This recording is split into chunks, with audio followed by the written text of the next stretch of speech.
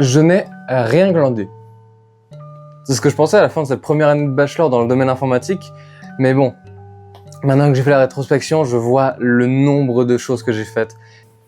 Ah, et désolé pour ceux qui suivent mon LinkedIn. Je n'ai rien posté depuis 3 mois, juste pour cette vidéo-là, parce que je voulais rassembler assez de trucs et faire une belle vidéo compacte et magnifique. Bon, avant tout, vous avez sûrement dû le remarquer, mon langage ne se limitera pas à la courtoisie et j'emploierai des mots familiers parce que ce format sera d'abord pour ma chaîne YouTube et donc pour le public des nerds avant d'être dans les domaines professionnels, donc LinkedIn et tous les trucs. Ce sera secondaire. Voilà, maintenant c'est au clair, je peux dire des gros mots, voilà. Continuons. Mais que fait-on concrètement dans cette première année de bachelor en informatique? Bon, avant de toucher au coding et tous les trucs comme ça qui vont avec, coding, programmation, etc., mon école est un peu touche à tout. Donc, on est passé par différents axes du numérique. Donc, 3D, donc animation, modélisation, jeux vidéo. Donc, ceux qui designent le jeu vidéo, ceux qui font la base du jeu vidéo, ceux qui font les assets, ceux qui dessinent les trucs dans les jeux vidéo, et aussi donc, ceux qui programment les jeux vidéo. Création design, donc c'est dans le nom, c'est de la création du design principalement pour les illustrations et les trucs comme ça, donc c'est voilà, du design. Et oh non, marketing, plus jamais de ma vie. Non. Non, c'est bon, je suis content de m'en être débarrassé. C'est dans le numérique, ils étaient obligés de le mettre, mais personne n'en voulait.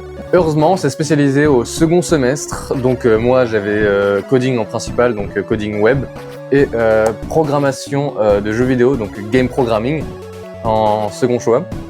Donc j'ai pu être totalement dans le code, c'était un bonheur de passer à ça. Mais du coup, sur cette année-là, on s'est principalement concentré sur le web et un peu d'IoT, mais ça mérite sa section à lui, donc on en parlera plus tard. Pour éviter de nous traumatiser, il nous a fait commencer par du front-end. Donc si un site web c'est un magasin, le front-end c'est la vitrine. C'est ce que voient les utilisateurs. On a fait des trucs rudimentaires, des trucs qui étaient plus proches du PDF que du site internet. C'était une page web, c'était le début, on faisait avec ce qu'on avait. Il y avait des gens qui n'avaient jamais codé avant ça. Du coup, c'est compréhensible. Moi, je sors de NSI, du coup, j'étais content, mais bon, c'est du passé, mettons ça de côté, commençons à faire des trucs cool. Ah, on me dit à l'oreillette que c'est l'heure du trauma. Ah oui, le back-end vient d'entrer en place. Le back-end, de l'autre côté du front-end, c'est la partie que tu ne vois jamais dans un magasin, la partie que tu ne vois jamais sur un site internet. C'est tous les mécanismes, c'est ça. Il pourrait y avoir n'importe quoi, tu ne le saurais jamais. C'est un truc qui est toujours caché à l'utilisateur. Tu ne le verras jamais. Si tu le vois, c'est que tu es en train d'hacker leur site, donc bon, évite. Ça, c'est ma tête le premier jour de back-end, quand on a commencé à travailler sur les bases de données. Bon.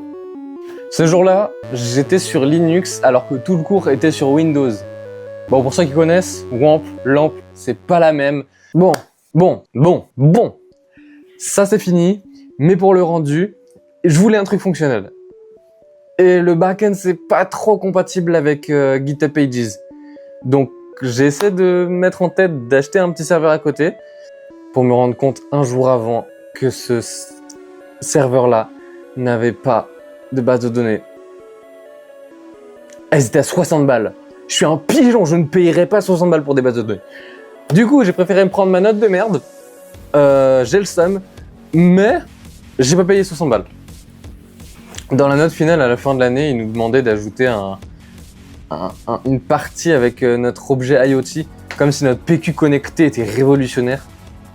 Ah oui, d'ailleurs, IoT, parlons-en. Parlons peu, parlons bien. IoT, ça veut dire Internet of Things, les choses d'Internet. En gros, ça rassemble tous les objets connectés à Internet. Du coup, même si tu prends une patate et que tu arrives à la mettre en réseau sur Internet, c'est de l'IoT. Ouais, c'est très marrant. Du coup, pour moi, c'est brancher des câbles partout jusqu'à ce que ça ressemble à une bombe. Non, mais je vous promets, je vais vous mettre des images, mais on dirait vraiment une bombe. Ah oui, attends, je vais vous sortir le tiroir aussi. Dites-moi que la DGSE, elle est pas en train de venir jusqu'à chez moi là pour m'empêcher de créer une bombe.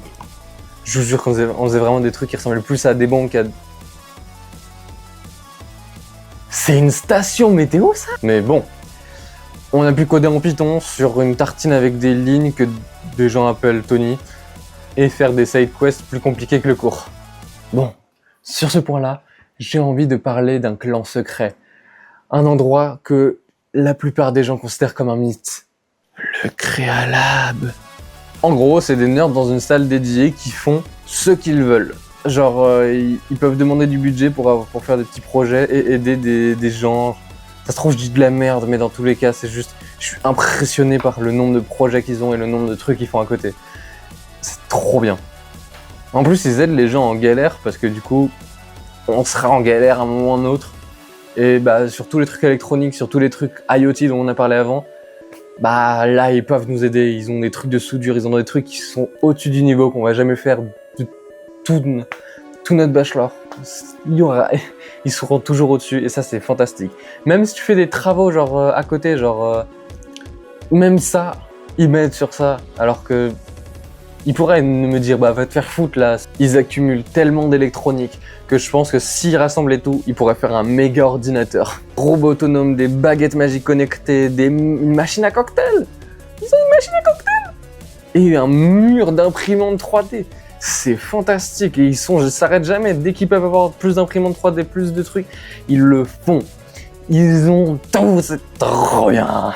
Cette année était délicieuse. Et si je pouvais la résumer en une phrase, je dirais que c'est purement du bonheur de pouvoir être libéré dans le domaine informatique, de ne plus avoir de chaîne, de rentrer réellement dans le domaine informatique. C'est un bonheur complet de pouvoir rencontrer des gens qui ont un niveau de compétence qui n'est pas limité, qui ne se limite pas dans leur domaine. C'est fantastique. J'ai rencontré des gens adorables, des gens qui m'ont donné des connaissances fondamentales dans mon domaine que je n'aurais jamais pu voir avant. Voici ici que notre vidéo s'achève. C'était la première vidéo de son genre, donc si vous appréciez le format, n'hésitez pas à liker et vous abonner. Ça m'aide grandement à savoir ce qui vous plaît. Ça me donne le courage de refaire des vidéos comme ça. Sur ce, c'était Octeri. Ciao. Merde, j'ai oublié. Restez créatif et restez humain.